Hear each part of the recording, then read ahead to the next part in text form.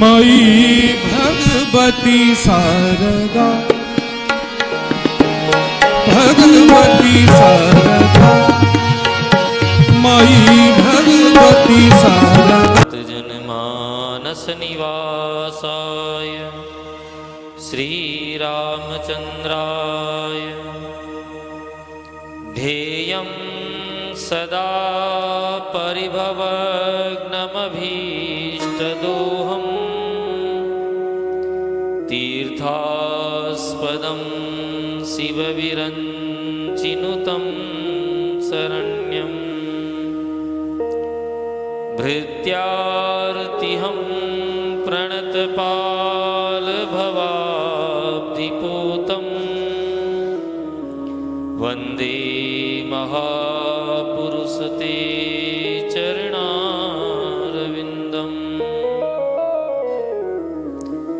वंशी विभूषितकरान् नवनीरदाभा पीताम्बरादरुणबिम्बफलाधरोष्टा पूर्णेन्दुसुन्दरमुखाद् दरविन्दनेत्रात् कृष्णात् परं किमपि तत्त्वमहं न जाने। नारायणं नमस्कृत्य नरं चैव नरोत्तमं देवीं सरस्वती व्यासं ततो जयमुदीरयेत्।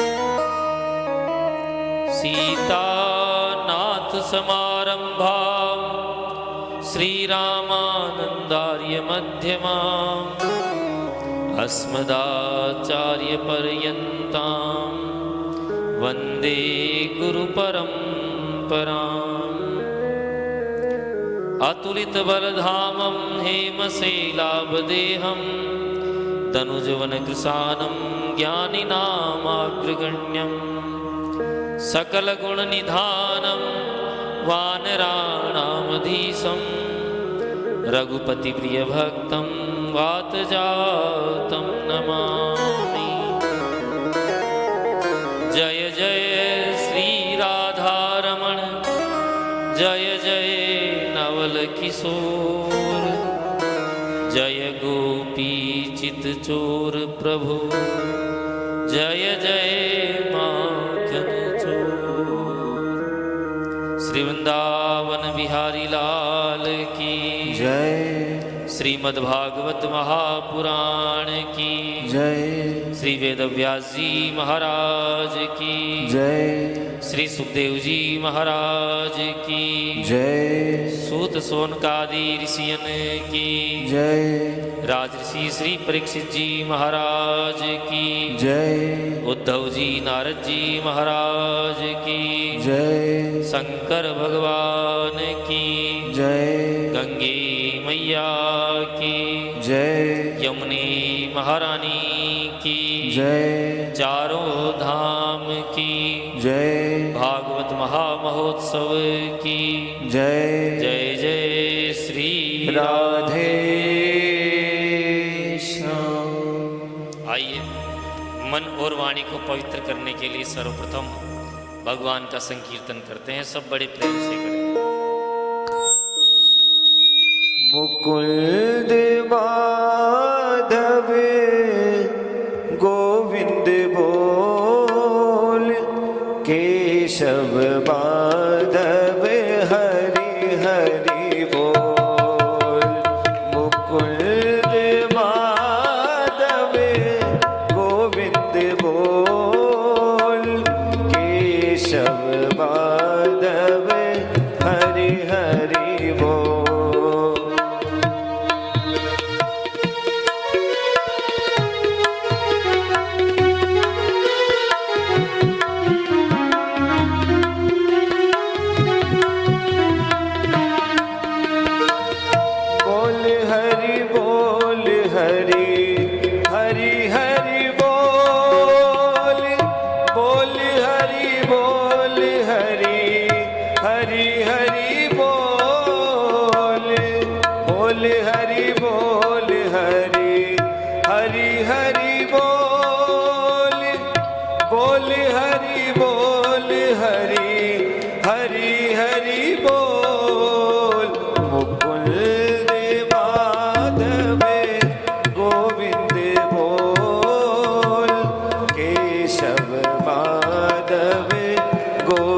गोविंद बोल।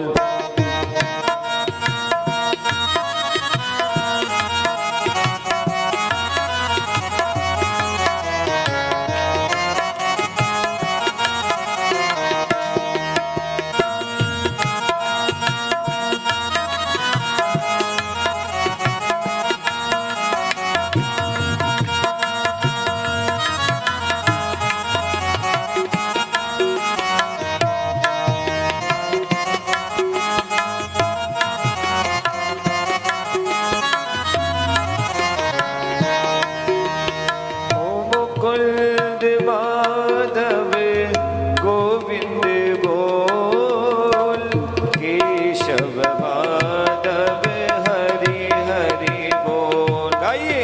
मुकुंद माधव गोविंद बोल, केशव माधव हरि हरि बोल, केशव माधव हरि हरि बोल, केशव माधव हरि हरि बोल।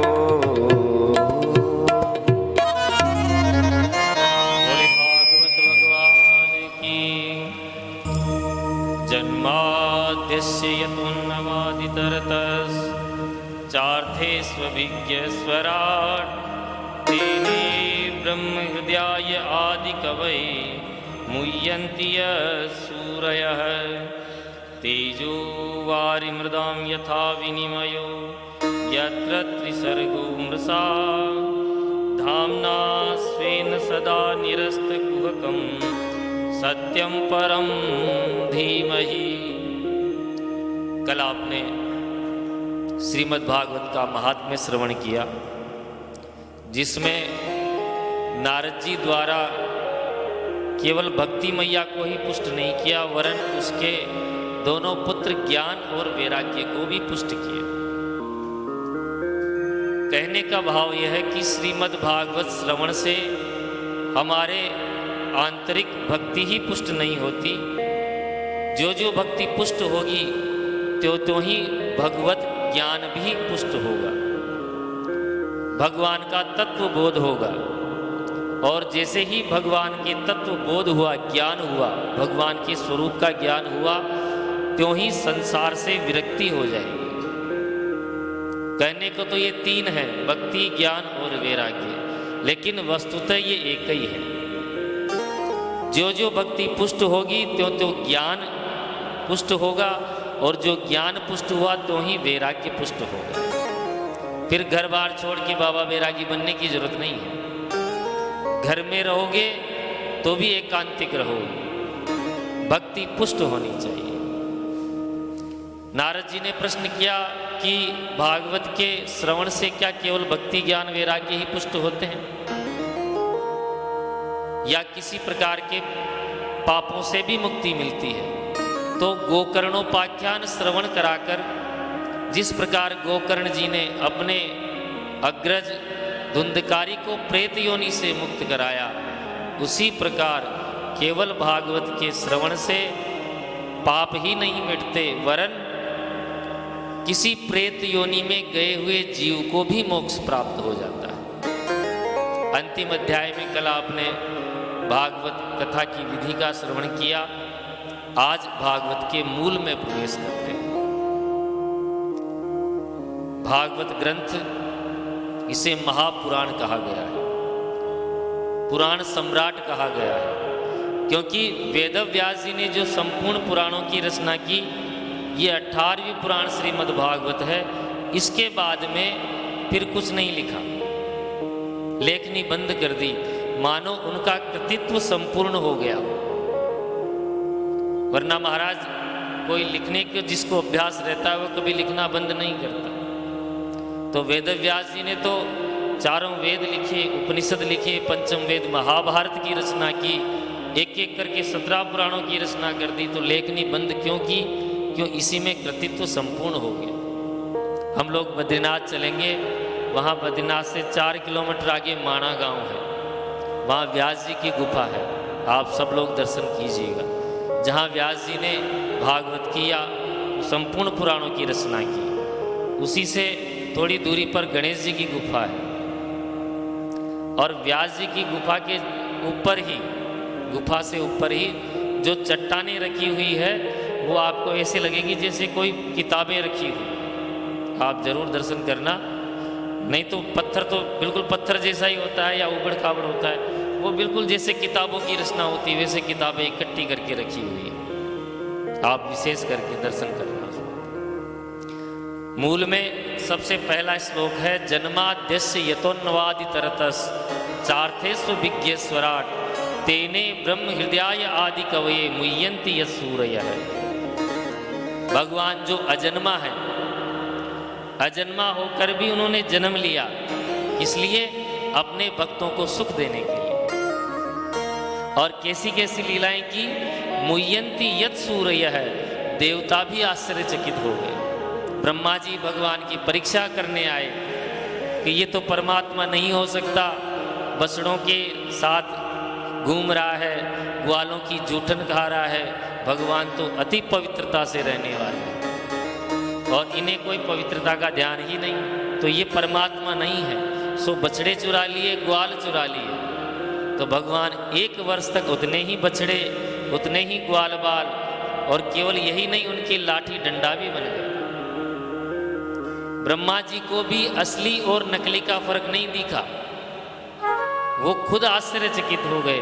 तो लिखा है प्रथम श्लोक में, मुह्यन्ति यत्सूरयः, उनकी लीला से तो देवता भी आश्चर्यचकित हो जाते हैं। तो हम मानव होकर अगर आश्चर्यचकित हो जाएं तो कोई आश्चर्य की बात नहीं। दूसरा श्लोक, तेजो वारि मृदाम यथा विनिमयो यत्र त्रिसर्गो मृषः धाम्ना स्वेन सदा निरस्तकुहकं मुह्यन्ति यत्सूरयः। सत्यम परम धीमहि, भगवान को बार बार सत्य सत्य कह के प्रणाम किया गया है। ये जो श्रीमद् भागवत का मंगलाचरण है, इसके 108 अर्थ किए गए हैं अलग अलग। तो सबसे साधारण अर्थ मैंने आपको बता दिया, 108 अर्थ करने का समय अभी है। श्रीमद् भागवते महामुनि कृते किम वा परेरीश्वर है। श्रीमद् भागवत का जो ग्रंथ निर्माण किया गया है महामुनि के द्वारा, महामुनि श्री वेदव्यास जी के द्वारा। सद्यो हृदय वरुद्धते, इसको सुनने से क्या लाभ होगा, भगवान हृदय में आकर अवरुद्ध हो जाएंगे। कल जैसे कहा था ना, चिपक जाएंगे, यहाँ लिखा है अवरुद्ध हो जाएंगे। कहीं भी विराजमान नहीं लिखा महाराज। आप अभी विराजमान हो, चाहे तो उठ कर जा सकते हो, लेकिन आपको भीतर बंद करके ताला लगा दे, फिर आपको विराजमान नहीं कहेंगे, फिर अवरुद्ध कहेंगे। इसी प्रकार श्रीमद् भागवत ग्रंथ श्रवण करने से भगवान हृदय में आकर अवरुद्ध हो जाते हैं। कब?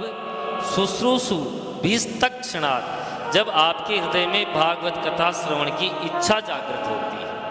अभी भागवत सुनी नहीं, इच्छा जागृत हो गई तो मतलब भगवान आकर बैठ गए, फिर तो कोई कितना ही रोक ले, रोकने वाला नहीं है।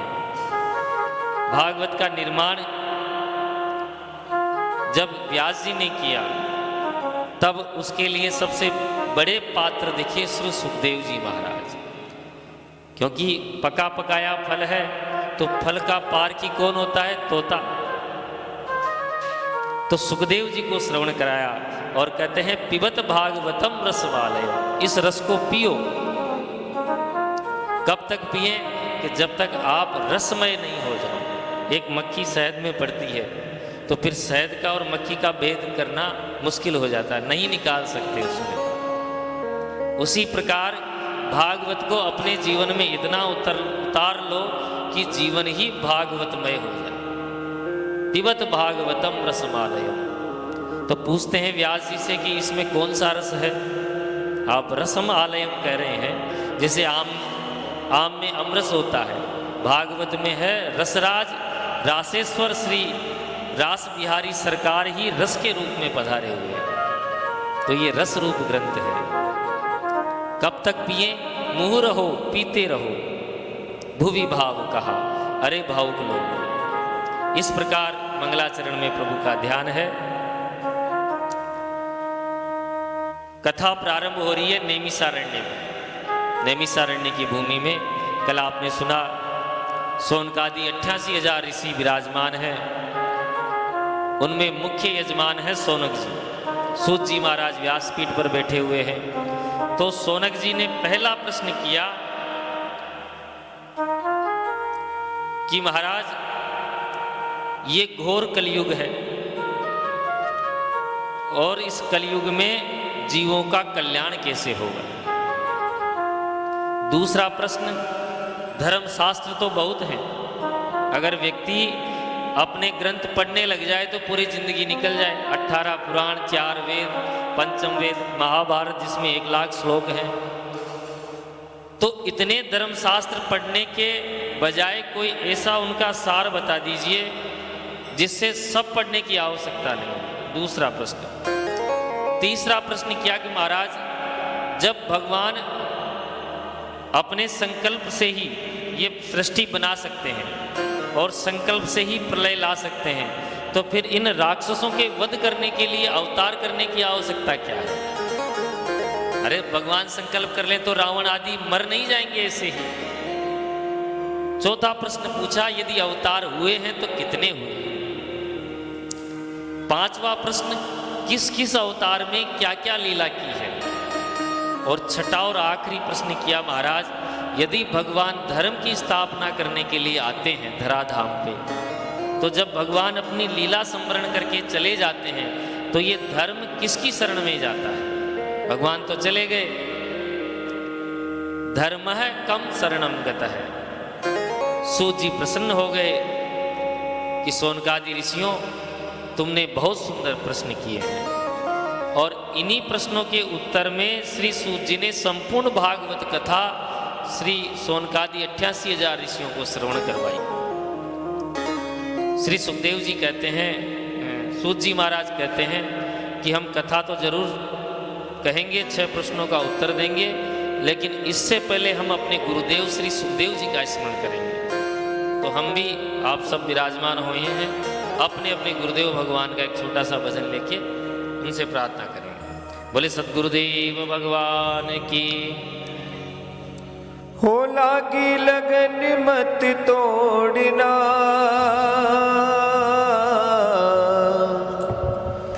लागी लगन मत तोड़ना, गुरुजी मोरी लागी लगन मत तोड़ना, गुरुजी मोरी लागी लगन मत तोड़ना, लागी लगन मत तोड़ना, ओ लागी लगन मत तोड़ना, गुरुजी मोरी लागी लगन मत तोड़ना, गुरुजी मोरी लागी लगन मत तोड़ना।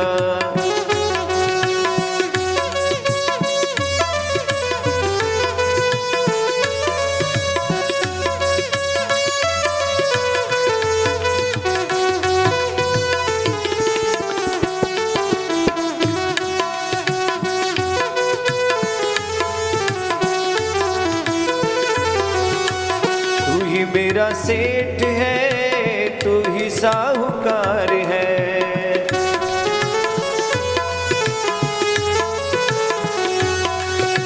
तू ही मेरा सेठ है तू ही साहूकार है, तू ही मेरा सेठ है तू ही साहूकार है। हे गुरुजी हो ब्याज पे ब्याज मत जोड़ना, हो मत जोड़ना, गुरुजी मोरी लागी लगन मत तोड़ना, गुरुजी मोरी लागी लगन मत तोड़ना।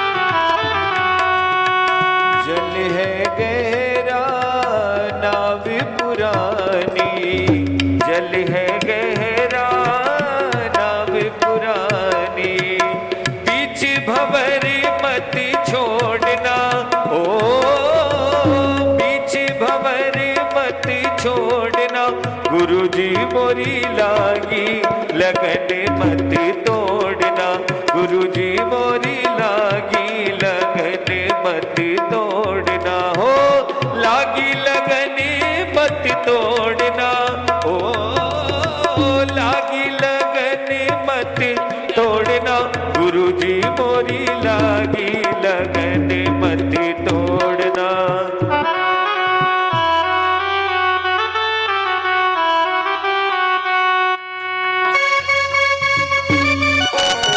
पायनो विरह कातर आजुहावै, पुत्रेति तन्मयतया तरवो विनेदुस्, तं सर्वभूत हृदयं मुनिमानतोस्मि। सुखदेव जी महाराज के प्राकट्य के बारे में तो आप जानते ही हैं कि जब भगवान वृंदावन में जन्म लेने की पूर्व तैयारी कर रहे थे, सभी देवी देवताओं को आदेश दिया कि तुम भी ब्रज में जाकर गोप ग्वालों के रूप में अवतार लो। तब श्री किशोरी जी का छोटा सा सुख तोता पिंजरे में छटपटाने लगा और फिर किशोरी जी ने ही आज्ञा दी, और उधर कैलाश में नारद जी की प्रेरणा से जब देवी पार्वती ने शिव जी से गले में पड़े हुए मुंडमालों के विषय में, देखो कथा थोड़ी समास विधि में चलेगी, हैं? मुंडमाल के विषय में जब जानना चाहा,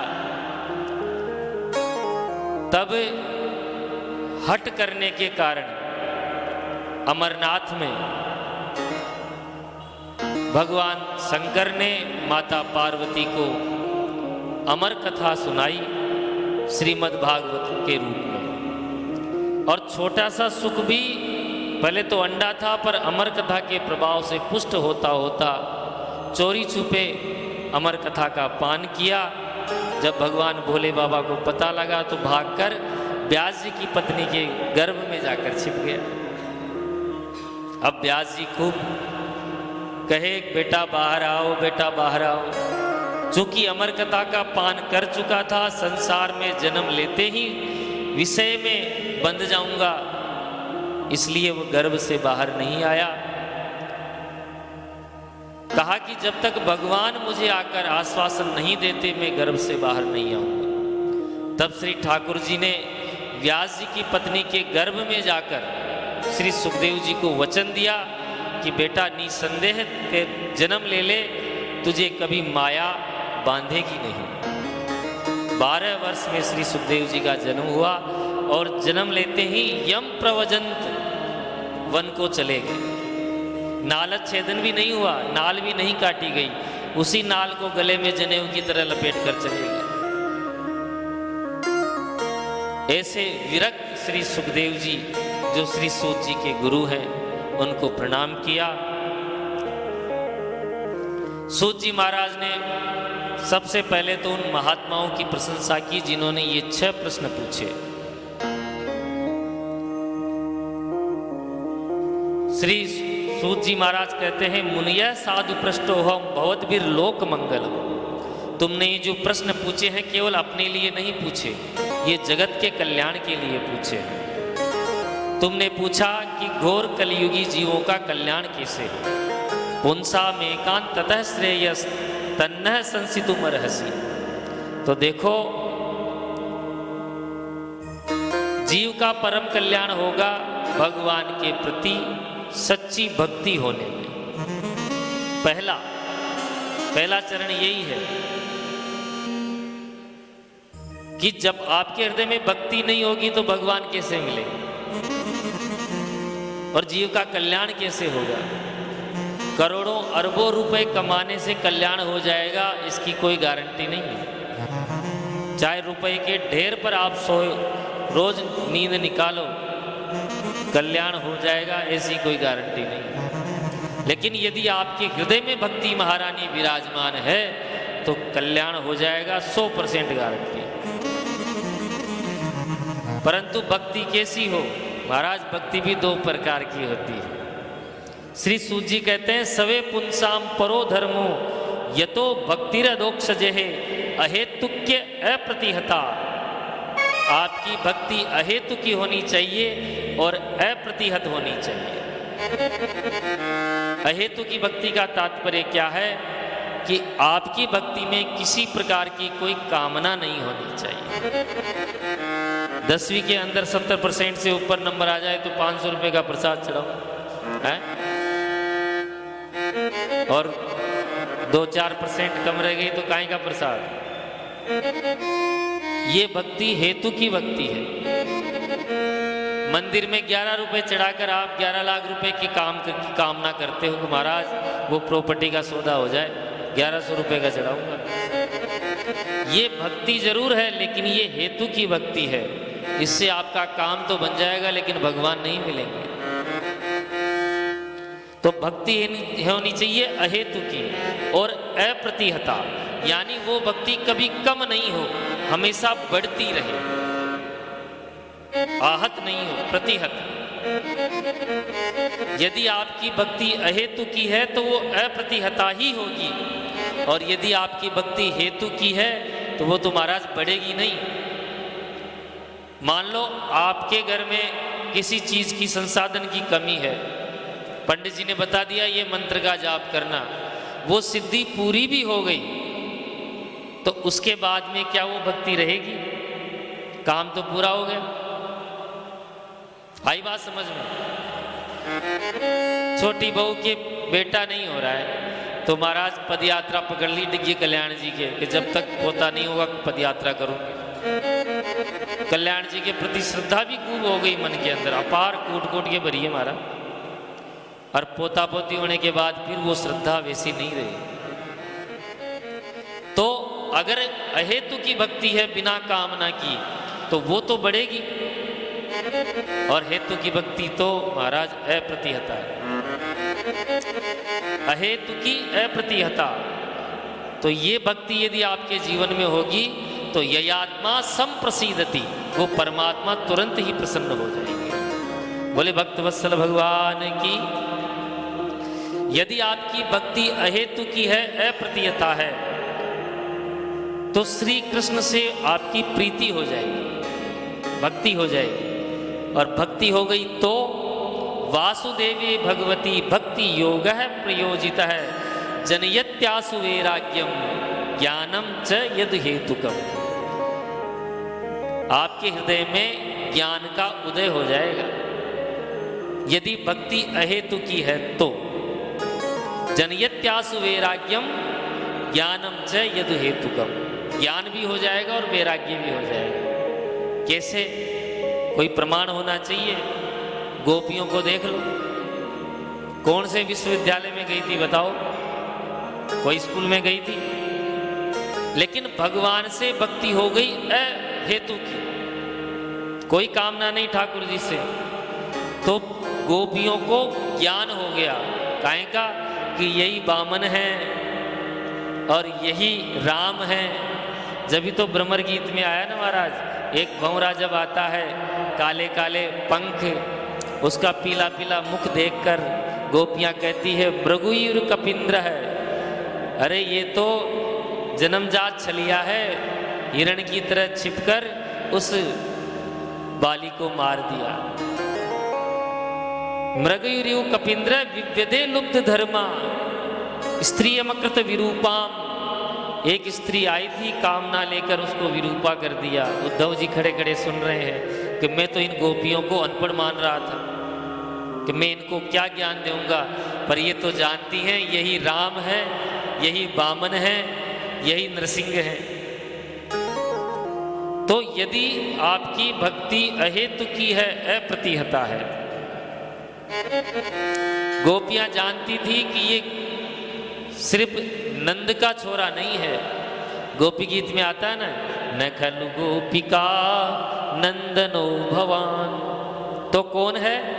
अखिल देहि नाम अंतरात्म दृक्। ये तो अखिल देह, सबके हृदय के अंदर रहने वाला। तो पृथ्वी पर क्यों आया है? विघ्न सारथी तो ब्रह्मा जी की प्रार्थना के ऊपर आया।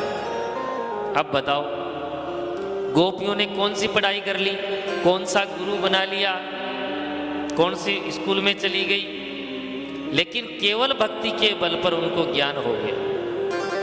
रैदास जी महाराज जाति के चरमकार, अनपढ़। आज सुबह ही बाबूजी से बात हो रही थी कि महाराज कौन से विश्वविद्यालय में, यूनिवर्सिटी में गए थे, हुई थी, अनपढ़ थे। संत रैदास जी, कबीरदास जी, और एक नहीं अनेकों उदाहरण है साहब।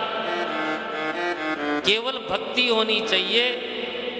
अच्छे अच्छे पीएचडी करने वाले रिसर्च कर रहे हैं आज मीराबाई के ऊपर, रैदास जी के ऊपर, रसखान जी के ऊपर, रहीमदास जी के ऊपर पीएचडियां चल रही है महाराज यूनिवर्सिटी के अंदर। तो भगवान की भक्ति सच्ची हो तो वैराग्य भी हो जाएगा।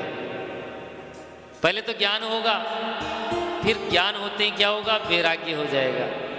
गोपियां घर में थी, लेकिन जैसे ही मध्य रात्रि को बंसी की आवाज आई तो महाराज पति सुतान वय भातृ बांधवान, पति सुत पुत्र को, बंधु बांधवों को, सबको छोड़ दिया। अति विलंघ्यते, सबको लांग कर चली गई। कहाँ? अच्युतागता, जहां अच्युत है। संतच सर्व विषयान तव पादमूल, सारे विषयों को छोड़कर चली गई।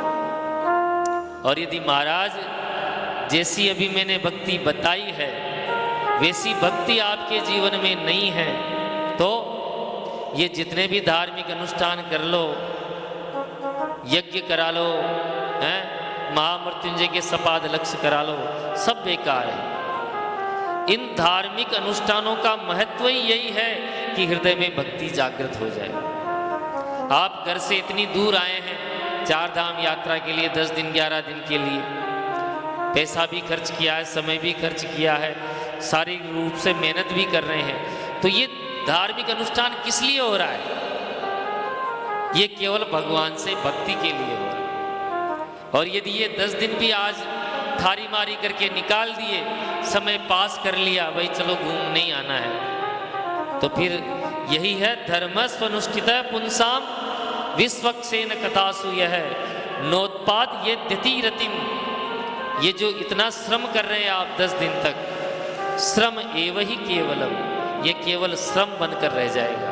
जैसे राख के ढेर में हवन करोगे तो उसका कोई तात्पर्य सिद्ध होने वाला नहीं है। इसलिए महाराज भक्ति तो अहेतु की होनी चाहिए। बुद्धि बड़ी, चतुराई बड़ी, बुद्धि सबसे बड़ी होती है महाराज।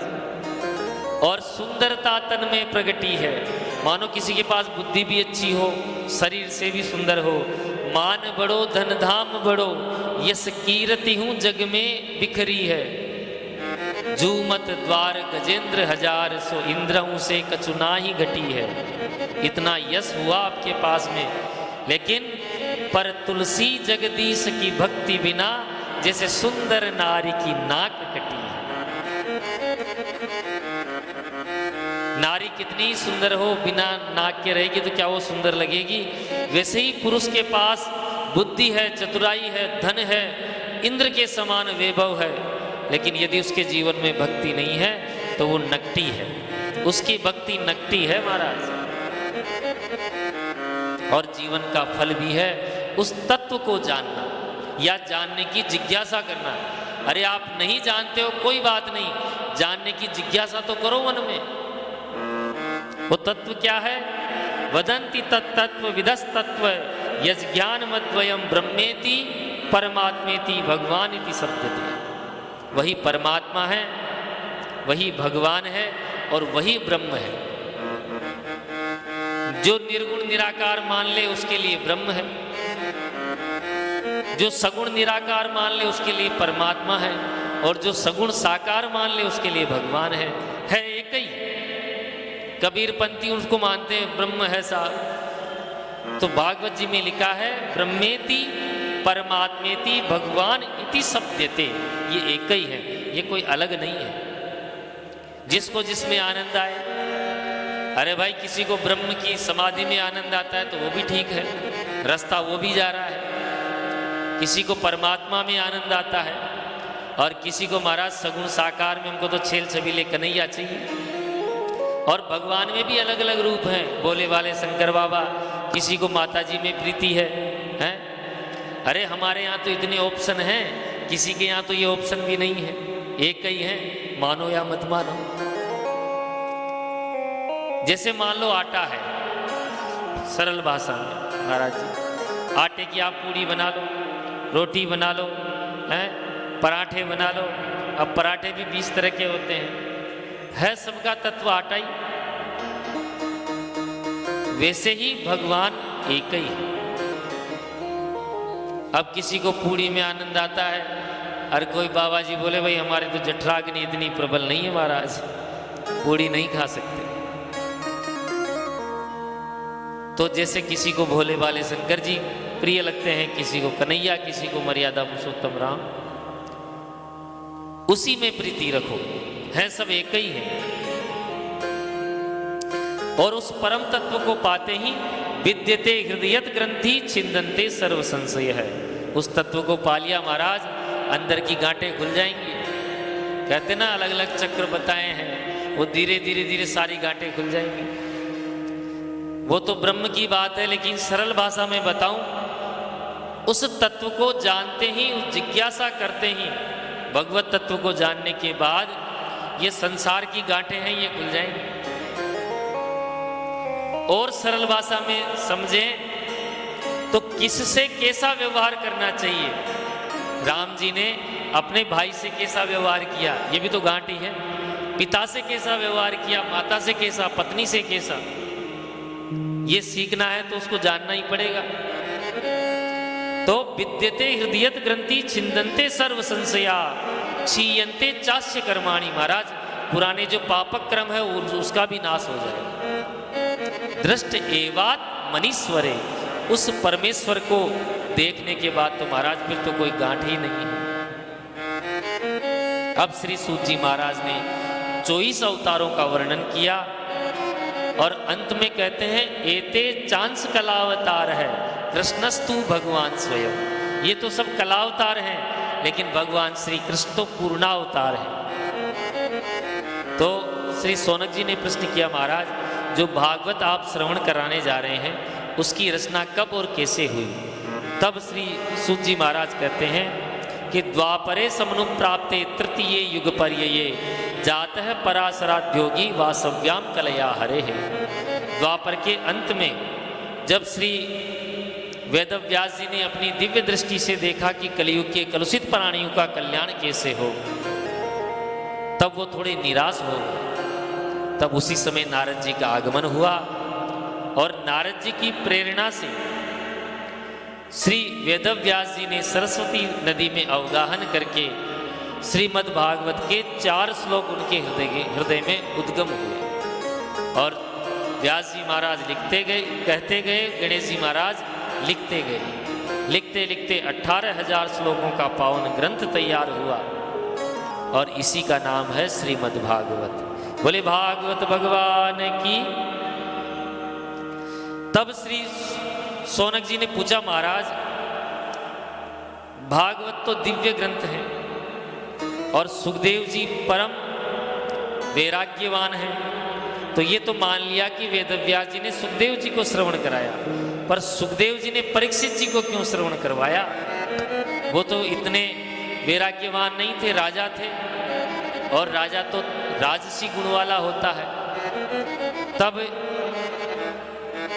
श्री सूत जी महाराज कहते हैं कि महाभारत का युद्ध लगभग समाप्त हो चुका था। दुर्योधन कुरुक्षेत्र में मृत्यु की सैया पर लेटा हुआ। दुर्योधन की जंघा विदीर्ण कर दी भीमसेन ने। चील कौवे उसके ऊपर मंडरा रहे हैं कि कब ये मरेर, कब हम इसका मांस खाएं। उसी समय दुर्योधन का मित्र अश्वत्थामा नजदीक आया। उसने कहा, मित्र मैंने तुम्हारा वो वैभव देखा है कि हजारों दास दासियां तुम्हारा आदेश पाने के लिए तत्पर खड़े रहते थे, और आज कोई तुमको पानी पिलाने वाला नहीं। मित्र, यदि सच्ची बात कहूं तो तुमने अपना सेनापति उसी को बनाया जो पांडवों का हितैषी था। अरे मेरे को एक बार तू अपना सेनापति बना लेता तो आज परिणाम कुछ और ही होता। दुर्योधन बोला, भैया जो हो गया सो हो गया, अब तू क्या कर सकता है ये बता। बोला, तू आदेश कर। बोला, देखो जब युद्ध प्रारंभ हुआ तब हम 100 भाई थे और पांडव 5, आज हम एक भी नहीं है और पांडव 5 के 5 हैं। यदि उनमें से कोई एक भी मर जाए तो मरते हुए मेरी आत्मा को संतोष प्राप्त हो।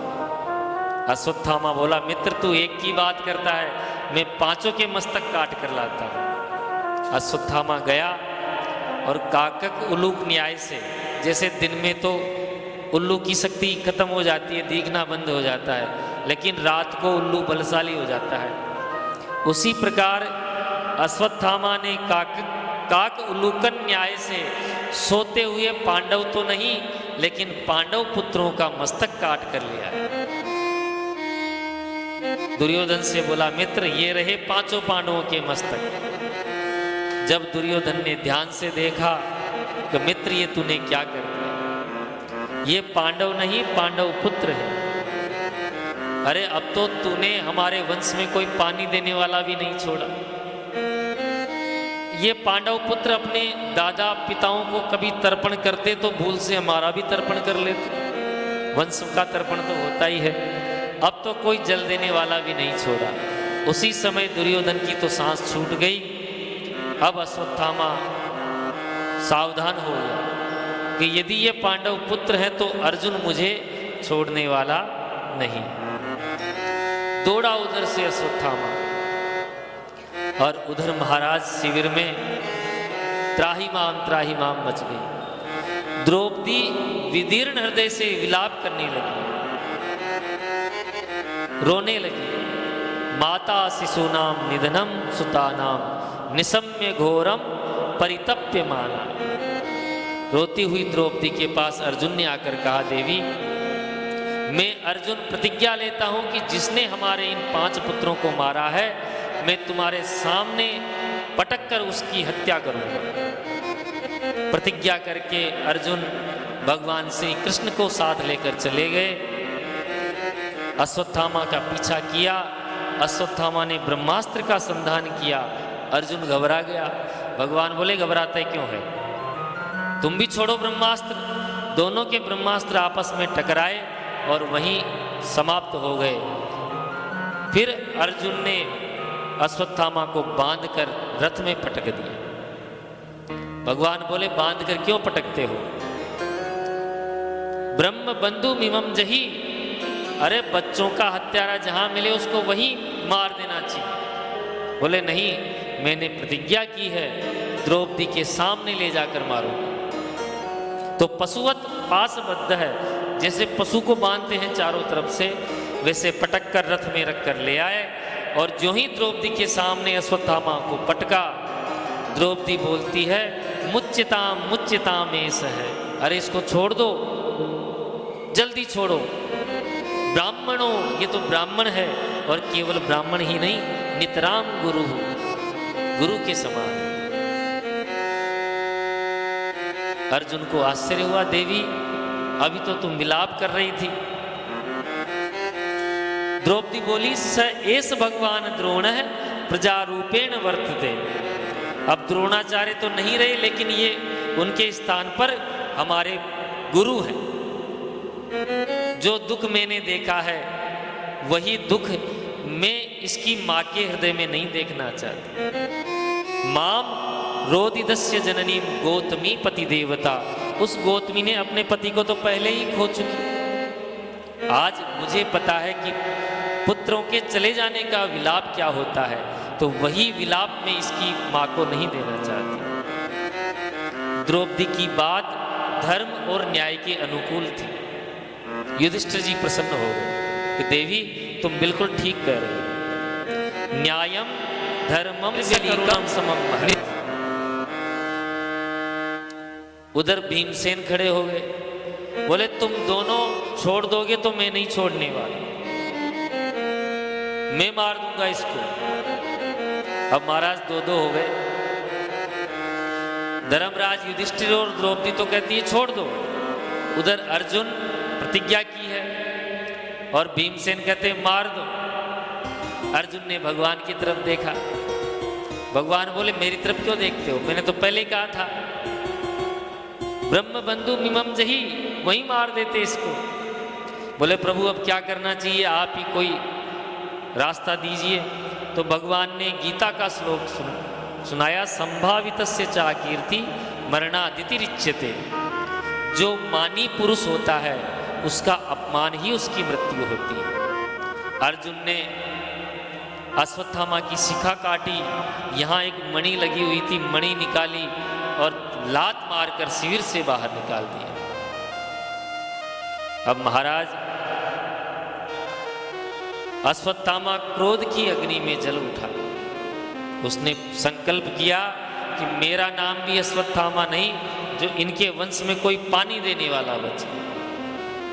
उधर भगवान द्वारिका जाने की तैयारी कर रहे थे, सभी विदा करने रथ तक आ ही रहे थे कि एक सफेद वस्त्रों में लिपटी हुई एक विधवा अबला दौड़कर बचाओ बचाओ चिल्लाती हुई भगवान के चरणों में आ पड़ी।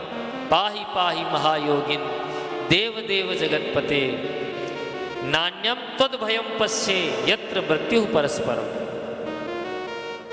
अश्वत्थामा का संधान किया हुआ ब्रह्मास्त्र चला आ रहा है, ये मेरे गर्भ में इस शिशु को नष्ट कर देगा।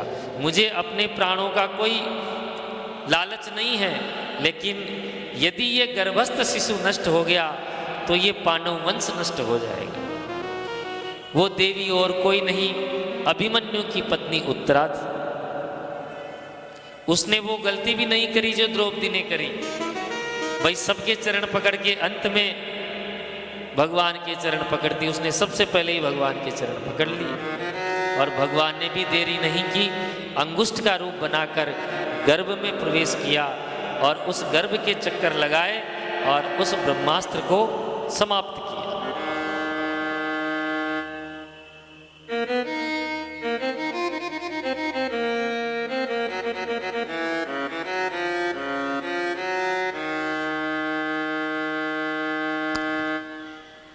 सुख भी मुझे प्यारे हैं, दुख भी मुझे प्यारे हैं। श्री वृंदावन बिहारी लाल की। महाराज उत्तरा के गर्भस्थ शिशु की रक्षा की। अब भगवान विदा जैसे ही होने लगे तो कुंती माता ने हाथ जोड़ दिए कि प्रभु आप जा ही रहे हो तो एक वचन मुझे भी दे जाओ। क्या चाहिए कि मेरे जीवन में कभी सुख आए ही नहीं। भगवान बोले बुआ जी आप पागल तो नहीं हो गई, लोग तो कहते हैं सुख संपत्ति घर आवे कष्ट मिटे तन का, और आप कह रही हैं कि मेरे जीवन में हमेशा दुख बने रहे, कष्ट बने रहे। कुंती माता बोली प्रभु मैंने ये देखा है कि जब भी कष्ट होते हैं तो आप हमारे संग होते हैं, और जब सुख आ गए तो आप जा रहे हैं। भगवान ने जाने का कार्यक्रम निरस्त किया और वहीं हस्तिनापुर में ही रह गए। उधर रात्रि के समय युधिष्ठिर जी को जब चिंतित अवस्था में देखा तो महाराज समझ गए कि इनको किसी बड़े बूढ़े से कुछ कहलाना पड़ेगा। तो प्रातःकाल समस्त पांडवों के साथ पितामह भीष्म के पास पहुंचे, जो सरसैया पर कुरुक्षेत्र की भूमि पर जगह जगह बाण छिदे हुए। महाराज देखते ही भीष्म जी प्रसन्न हो गए, बोले प्रभु मैं भी आपकी ही प्रतीक्षा कर रहा था, अब आप मेरी प्रतीक्षा करो, जब तक मेरे प्राण छूट नहीं जाते आप मेरे सामने खड़े रहो। भगवान बोले पितामह आपको तो इच्छा मृत्यु का वरदान है, कब तक खड़ा रहूंगा? बोले ज्यादा इंतजार नहीं करवाऊंगा। माघ का महीना शुक्ल पक्ष सूर्य उत्तरायण में और एकादशी तिथि 11 का दिन, पितामह ने देख लिया आज दिन अच्छा है, तो भगवान का मुखमंडल देखते गए और एकादशी का दिन 11 का दिन, तो 11 श्लोकों में बड़ी सुंदर प्रार्थना पितामह भीष्म ने की है। पितामह भीष्म भगवान को पुष्पांजलि देना चाहते हैं, पर वहाँ कहाँ पुष्प आए, तो अपने शब्दों को ही पुष्प बनाकर भगवान के चरण कमलों में भेंट किया। इस छंद का नाम है पुष्पिताग्रा छंद, बड़ी सुंदर है। 1-2 श्लोक हम लेंगे, आपको आता है? इतिमति रूपी कल्पिता वितृष्णा। बोले भक्तवत्सल भगवान की। सदैव देवो भगवान प्रतीक्ष्यताम् कलेवरं यावदिदं हि मौम्यहम् प्रसन्नहासारुणलोचनो लसन् मुखाम्बुजो ध्यानपतश्चतुर्भुजः इति मतिरूपकल्पिता वितृष्णा भगवती सात्वत पुंगवे विभुम्नि स्वसुखमुपगते क्वचिद्विहर्तुं प्रकृतिमुखे युष्यद्भव प्रवाह त्रिभुवनकमनं तमालवर्णं रविकर गौरवराम्बरं दधाने वपुरलककुलावृताननाब्जं विजयसखीरतिरस्तु मे नवद्या युधि दुर्गर्जो विधूम्रविश्व कचलुलितश्रमवार्यलङ्कृतास्ये मम निशितशरीर्विविद्यमान त्वचिलसत्कवचेस्तु कृष्ण आत्मा सपदि सखिवचो निशम्य मध्य निजपरयोर्वलयोरथं निवेश्य स्थितवती परसैनिकायुरत्ना कृतवती पार्थ सखेरतिर्ममास्तु। बड़ी सुंदर स्तुति पितामह ने गाई है। पितामह कहते हैं कि इतिमति, ये जो मेरी मति है ये वितृष्णा है, इसमें किसी प्रकार की कोई तृष्णा नहीं है, तो ये मेरी मति, इसको बना लो अपनी श्रीमती, तो आपके चरणों में हो जाएगी इसकी रति, तो मेरी भी हो जाएगी सदगति। बोले भक्तवत्सल भगवान की। पितामह भीष्म ने स्तुति करके युधिष्ठिर जी को दिव्य उपदेश दिया। दान धर्मान राजधर्मान मोक्ष धर्मान विभाग सह, सभी धर्मों की शिक्षा करी और इसके बाद उनका पंच तत्व में शरीर विलीन हो गया। बोले भीष्म जी महाराज की। पितामह भीष्म के परलोक जाने के बाद भगवान ने भी द्वारिका गमन किया। इधर समय आने पर उत्तरा के गर्भ से परीक्षित जी का जन्म हुआ, तो नाम रखा गया विष्णुरात। छोटी सी आयु में ही राज तिलक कर दिया। राज तिलक करके 5 पांडव द्रौपदी के साथ स्वर्गारोहण को हिमालय में चले गए। धीरे धीरे धीरे समस्त पांडवों का शरीर छूट गया। अंत में एक कुत्ते के साथ महाराज स्वर्ग के द्वार पर पहुंच गए। तो कुत्ते पालने वाले उनके लिए शुभ सूचना। आप में से कुछ लोग कुत्ते पालते हो। महाभारत की वर्णन है इसका कि जब इंद्र के द्वार पर पहुंचे तो इंद्र खुद आए द्वार पर लेने के लिए युधिष्ठिर जी को।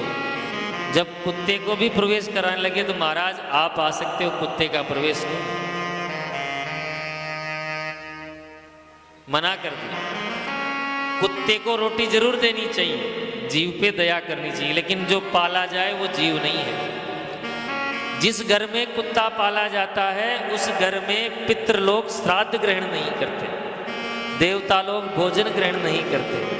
जितने कुत्ते के रोए झड़ जाते हैं घर के अंदर, उतने वर्षों तक उसको रोरव नामक नरक में जाना पड़ता है। उस घर में जितने भी शुभ कर्म होते हैं तो महाराज एक तमस नामक दैत्य वो सब ले जाता है। शुभ कर्म चाहे कितने ही व्रत करो, उपवास करो, मेरी बात मत मानो। महाभारत में संधि पर्व में लिखा हुआ है, किताब को ले आना, पढ़ लेना। तो महाराज कुत्ते पे दया जरूर करनी चाहिए। हमारे तो सब जीवों पे दया है, पहली रोटी गाय को, अंतिम रोटी कुत्ते को। तो सारे पांडव तो स्वर्गारोहण को चले गए। अब उधर महाराज परीक्षित जी ने एक बार मुकुट धारण करके, कुछ लोग कहते हैं जरासंध का मुकुट था, संतों के मत है, शिकार के लिए गए मृगया करने। तो उधर महाराज समीप ऋषि के आश्रम में गए। समीप ऋषि तपस्या में लग्न थे। समीप ऋषि का अपमान किया। एक मरा हुआ सर्प धनुष कोटि से समीप ऋषि के गर्दन में डाल दिया। संत तो सीधे साधे होते हैं, लेकिन जब ये सूचना उनके पुत्र श्रृंगी ऋषि को मिली तो कौशिकी नदी के जल में प्रवेश किया। जल हाथ में लेकर संकल्प किया, इति लंघित मर्यादम तक्षकः सप्तमे हनि दक्षयन्ति स्म कुलांगार नोदितो में तद्रुहम। जिस प्रकार मेरे पिता का सर्प डालकर तूने अपमान किया है, जा दुष्ट, आज के 7 दिवस के भीतर तक्षक नाग के काटने से तेरी मृत्यु हो जाएगी। जल छोड़ दिया, अपने पिता के पास आकर हृदय से लग गया। पिता ने जब ये सुना कि मेरे पुत्र ने श्राप दिया है, बड़े दुखी हुए।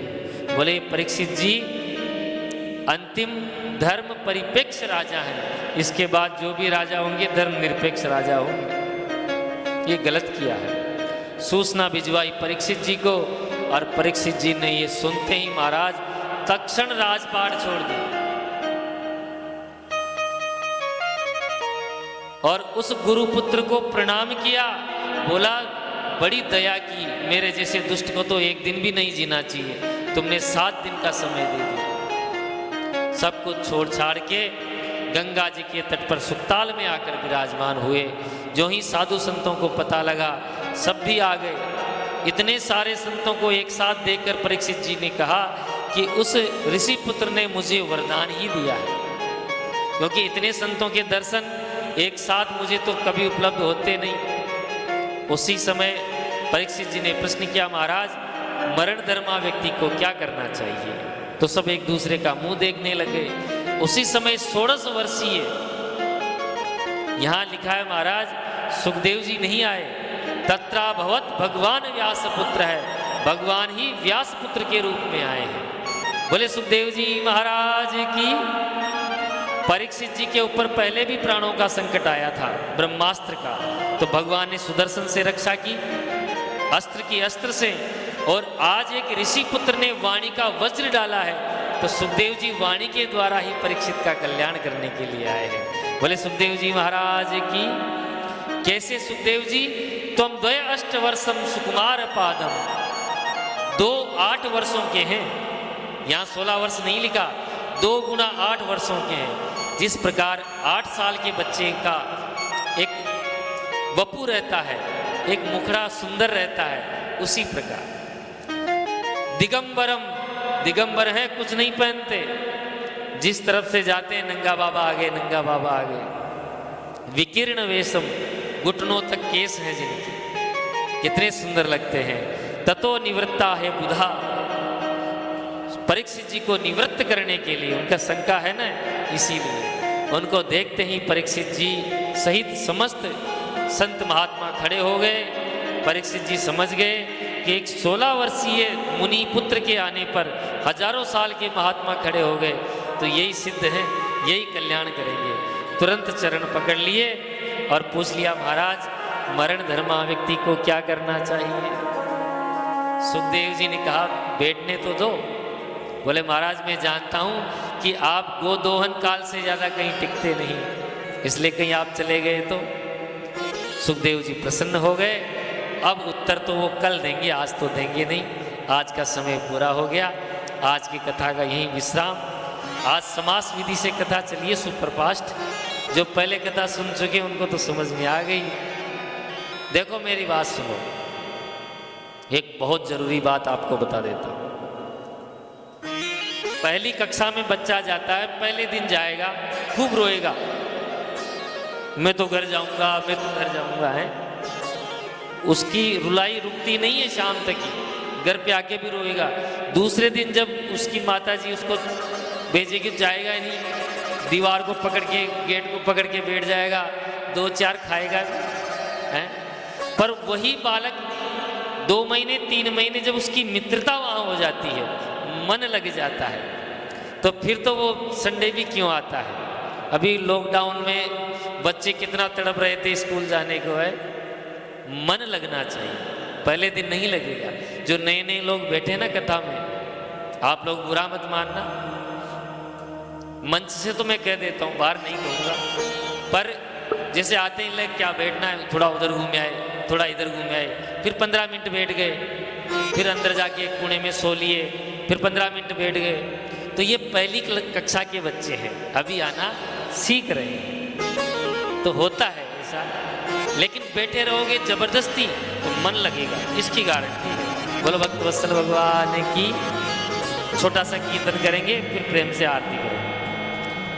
आना मदन गोपाल हमारे हरि कीर्तन में, आना मदन गोपाल हमारे हरि कीर्तन में, आना मदन गोपाल हमारे हरि कीर्तन में, आना मदन गोपाल हमारे हरि कीर्तन में, कीर्तन में हरि कीर्तन में, कीर्तन में हरि कीर्तन में, आना सुंदर श्याम हमारे हरि कीर्तन में, आना सुंदर श्याम हमारे हरि कीर्तन में, आप भी आना संग में राधा जी को लाना, आप भी आना संग में राधा जी को लाना, आप भी आना संग में राधा जी को लाना, आप भी आना संग में राधा जी को लाना, आकर रात रचाना हमारे हरि कीर्तन में, आकर रात रचाना हमारे हरि कीर्तन में, आना मदन गोपाल हमारे हरि कीर्तन में, आना मदन गोपाल हमारे हरि कीर्तन में, आप भी आना संग में गोपियों को लाना, आप भी आना संग में गोपियों को लाना, आप भी आना संग में गोपियों को लाना, आप भी आना संग में गोपियों को लाना, आकर बंसी बजाना, आकर बंसी बजाना हमारे हरि कीर्तन में, आकर बंसी बजाना हमारे हरि कीर्तन में, आना मदन गोपाल हरि कीर्तन में, आना मदन गोपाल हमारे हरि कीर्तन में, हमारे हरि कीर्तन में, हमारे हरि कीर्तन में। आरती अति पावन पुराण की, धर्म भक्ति विज्ञान खान की, आरती अति पावन पुराण की, धर्म भक्ति विज्ञान खान की, महापुराण भागवत निर्मल, सुख मुख विगलित निगम कल्प फल, परमानंद सुधारस में गल, लीला रति रस रस निधान की, आरती अति पावन पुराण की, धर्म भक्ति विज्ञान खान की, कलिमल मथन त्रिताप निवारण, जन्म मृत्यु में भव भय हारण, सेवत सतत सकल सुख कारण, सुनो सदी हरि चरित गान की, आरती अति पावन पुराण की धर्म भक्ति विज्ञान गान की विषय विलास विमोह विनाशनि विमल विराग विवेक विकासनि भगवत रहस्य प्रकाशनि परम ज्योति परमात्म ज्ञान की आरती अति पावन पुराण की धर्म भक्ति विज्ञान गान की परम हंस मुनि मन उल्लासनि रसिक हृदय रस रास विलासनि मुक्ति मुक्ति रति प्रेम सुदासनि कथा कीर्तन प्रिय सुजान की आरती अति पावन पुराण की धर्म भक्ति विज्ञान गान की धर्म भक्ति विज्ञान गान की धर्म भक्ति विज्ञान गान की आरार्तिक्यं समर्पयामि जलेन शीतलीकरणम् आरार्तिक्यग्रहणं पुष्पै देवाभिवन्दनं हरिः ओम् यज्ञेन यज्ञमयजन्त देवास्तानि धर्माणि प्रथमान्यासन्ना तेहनाकं महिमानः सजन्त यत्र पूर्वे सात्या